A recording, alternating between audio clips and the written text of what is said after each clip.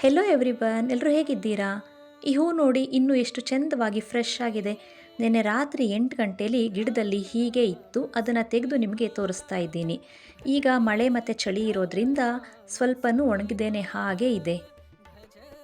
ಇದು ಸೋಮವಾರದ mini vlog ಆಗಿರುತ್ತೆ. ನಾನು ಎದ್ದಿದ ತಕ್ಷಣ ಬಟ್ಟೆಯನ್ನು ವಾಷಿಂಗ್ ಮಷಿನ್ಗೆ ಹಾಕಿಬಿಟ್ಟು ಬೇರೆ ಕೆಲಸಗಳನ್ನು ನೋಡ್ಕೊಳ್ತಾ ಇದ್ದೆ.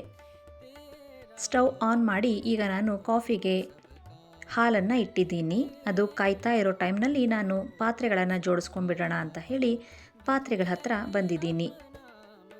ನಮ್ಮನೆಯಲ್ಲಿ ಒಂದು 4 ಹಾಟ್ ಬಾಕ್ಸ್ಗಳಿದ್ದಾವೆ. ಎಲ್ಲವೂ ಮಿಲ್ಟನ್ ಕಂಪ್ನಿಯದ್ದೇ ಆಗಿದೆ.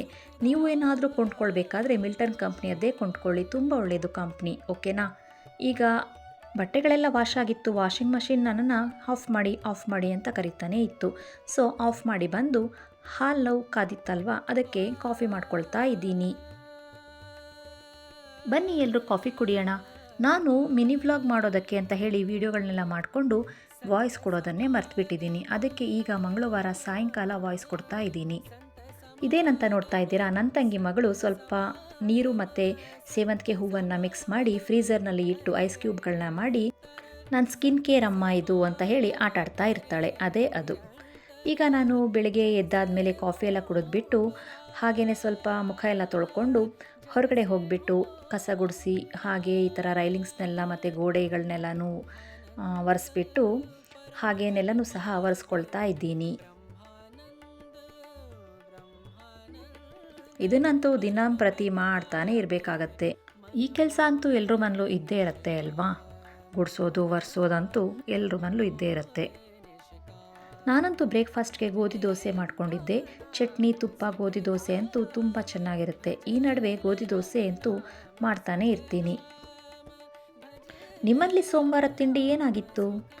ಈಗ ಸ್ವಲ್ಪ ಕೆಲಸವನ್ನೆಲ್ಲ ಮುಗಿಸ್ಕೊಂಡು, ಅಂದರೆ ಏನೇನಾದರೂ ಇದ್ದೇ ಇರುತ್ತಲ್ವ, ಬಟ್ಟೆ ಒಣಗಿ ಹಾಕೋದು, ಕಸ ಗುಡಿಸೋದು, ಮನೆ ಒರೆಸೋದು, ಅದನ್ನೆಲ್ಲ ಮುಗಿಸ್ಕೊಂಡು ಮಧ್ಯಾಹ್ನದ ಅಡುಗೆಯನ್ನು ಮಾಡ್ಕೊಳ್ತಾ ಇದ್ದೀನಿ. ಉಪ್ಸಾರು, ಮುದ್ದೆ ಮತ್ತು ಉಪ್ಸಾರಿನ ಖಾರ ಹಾಗೆ ಚಿಪ್ಸು. ಹೀರೆಕಾಯಿ ಉಪ್ಸಾರು ಮಾಡಿದ್ದೆ, ತುಂಬ ಚೆನ್ನಾಗಿತ್ತು. ಬನ್ನಿ ಎಲ್ಲರೂ ಊಟ ಮಾಡೋಣ. ಈಗ ನಾನು ಮಂಗಳವಾರದ ಬ್ರೇಕ್ಫಾಸ್ಟಿಗೋಸ್ಕರ ದೋಸೆ ಮಾಡೋದಕ್ಕೆ ಎಲ್ಲವನ್ನ ನೆನೆ ಹಾಕ್ತಾ ಇದ್ದೀನಿ.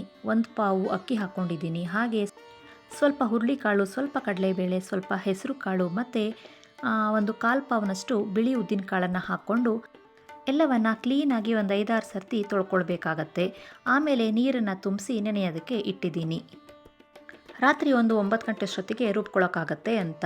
ಹಾಗೆಯೇ ಮಧ್ಯಾಹ್ನದ ಮೇಲೆ ತುಂಬ ಜೋರು ಮಳೆ ಬರ್ತಾ ಇದೆ ನೋಡಿ, ಎಷ್ಟೊಂದು ಮಳೆ ಬರ್ತಾ ಇದೆ ಅಂತ. ಊಟ ಎಲ್ಲ ಆಗಿತ್ತಲ್ವ, ಅದರಿಂದ ನಾವು ಸಹ ಬೆಚ್ಚಗೆ ಮಲ್ಕೊಂಡ್ಬಿಟ್ವಿ. Thank you.